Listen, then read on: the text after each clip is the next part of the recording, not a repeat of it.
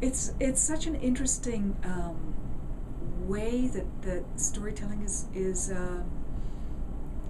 coming out. People tell me all the time, storytelling, it's a lost art.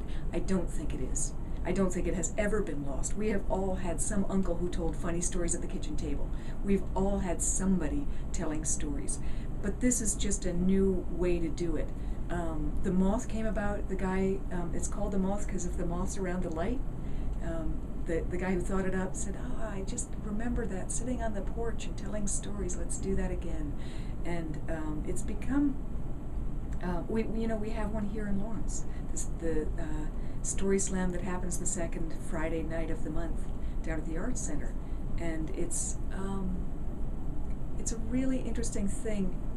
But what I see is that people are learning to craft their stories. Maybe storytelling isn't a lost art, but the art of crafting stories got a little bit muddy. And now, when people stand up to tell their personal stories, they're thinking about the shape of it.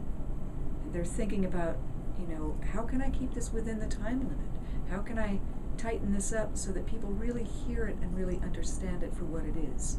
And I think that's one thing that This American Life has done. I mean, they've really done a great job bringing stories to the radio listeners' ears. And the same with StoryCorps, which is a really interesting project where people go in pairs and interview each other and tell their own stories. It's great, isn't it, when you listen to those on the radio and you think, oh, I couldn't get out of the car because it was such a great story. I had to finish listening. And it reminds us all of our humanity. I think that's a huge part of that.